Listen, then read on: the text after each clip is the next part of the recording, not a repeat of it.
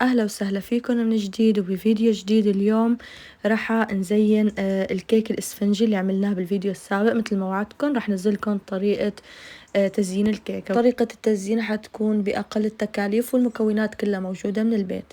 مثل ما شايفين أول شي جبت طبقة من الكيك الإسفنجي، صقيناه بالحليب اللي مدوبين عليه معلقة من حليب النسلة، أو إذا مو متواجد عندكم حليب نسلة ممكن تضيفوا معلقة من السكر وندوبهم بقلب الحليب.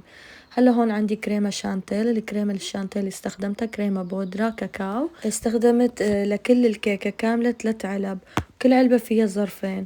طبعا كل علبة بتاخد معنا كوب من الحليب. الحليب يكون ضروري بارد من البراد مشان تكون الكريمة كتير منيح معنا، بتجمد وقت بدنا نضربها بالمضرب الكهربائي. هاي طريقة الكريمة. هلا هون ضفت عليها الطبقة الثانية، وكمان الطبقة الثانية ضفت عليها حليب من جديد، كمان مثل ما حكيت لكم مدوبة على الحليب، حليب مكثف معلقة. وهون كمان ضفت من جديد الكريمة فوقها. وهلأ رح أضيف آخر طبقة. هون رح أثبت الكيكة بأعواد خشبية حتى تكون متواسية معنا وما بتكون مايلة.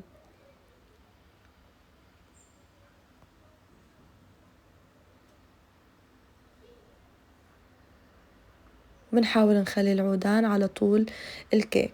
هلا هون بالكريمة رح نحاول نغلف كل الكيكة حتى تكون معنا كمان متساوية. راقبوا الشكل هون. وبالنسبة لطريقة عمل الكيك الإسفنجي بالكاكاو، طبعا أنا عملته كمان بالبيت ونزلت الطريقة بفيديو سابق. راح أترك لكم رابط الفيديو بأسفل الفيديو بالوصف للي بيحب يشوف الطريقة.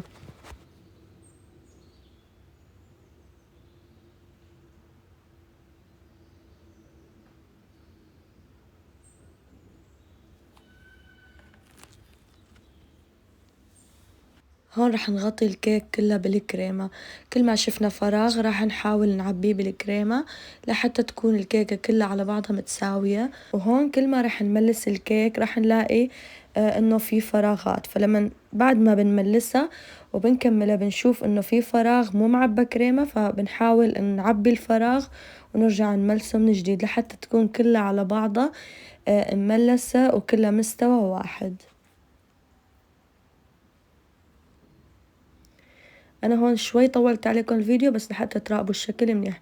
مثل ما شايفين بعد ما ملست اكتشفت انه لسه في فراغات، فعبيت الفراغات بالكريمة وحاولت ارجع من جديد املسها لحتى تكون كلها على بعضها متساوية.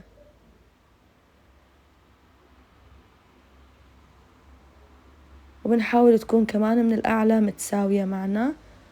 هي الكيكة منزلية، ما رح نعملها باحتراف، يعني انه كيك منزلي باقل التكاليف.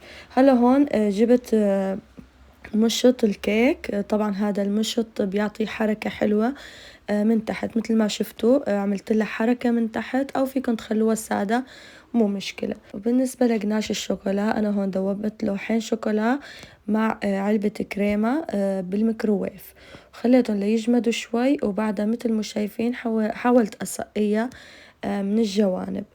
أنا مو محترفة أبدا بالكيك، بس لكن عم فرجيكم كيف عملت كيكة عيد ميلادي بالبيت، يعني بأقل التكاليف، وحبيت أنا أعملها بإيدي. هون كمان القناش حاولت أجمده أكتر شوي ورجعت ضفته من الأعلى. وهلا هون رح أحاول أملسه لحتى يكون كله متساوي. طبعا ضروري يكون جامد القناش معنا لحتى ما ينزل على الكيك لتحت ويخرب كل المنظر. وهيك طلع معنا الشكل. وهون انتي فيكي يعني تكون اكيد الزينة حسب الرغبة. انا بالنسبة الي هون الكريمة ضفت عليها معلقة واحدة من الشوكولا نوتيلا لحتى طلعت معنا هيك بهذا الشكل. يعني بتحسوها انه عم تضيفي الكريمة وعم تحسيها انه عم تعطي مطة للكريمة، ما بتكون كتير جامدة.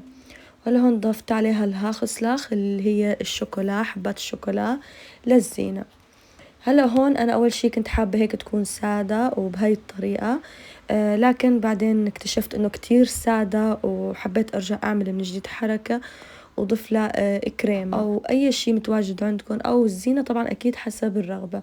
فأنا حبيت أعمل لها هيك الشكل إنه أضيف لها كريمة جامدة من جديد. ما حبيت شكل الكريمة مع الشوكولا، حسيته كتير سادة فضفت من جديد هيك حواليها كريمة. وبعدين حطيتها بالثلاجة أو بالبراد لمدة ساعة لحتى تجمد الشوكولا والكريمة عنا. وبما أنه عيد ميلادي 27 ضفت شمعات رقم 27 مثل ما شايفين. وهلأ رح أقطع الكيكة قدامكم تشوفوها كيف كان شكلها من جوا.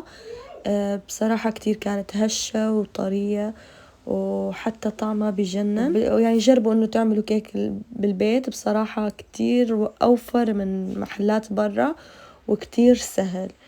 هاي شكل الكيكة من جوا مثل ما شايفين، لاني سقيتها بالحليب والحليب المكثف طلعت كتير هشة وطرية. بنصحكم تجربوها. إذا عجبتكم الكيكة لا تنسونا من اللايك. إذا كنتوا أول مرة عم بتشوفوني يا ريت تشتركوا بالقناة وتفعلوا زر الجرس ليصلكم كل جديد. بتمنى لكم كل التوفيق يا رب، وشكرا جزيلا للمشاهدة.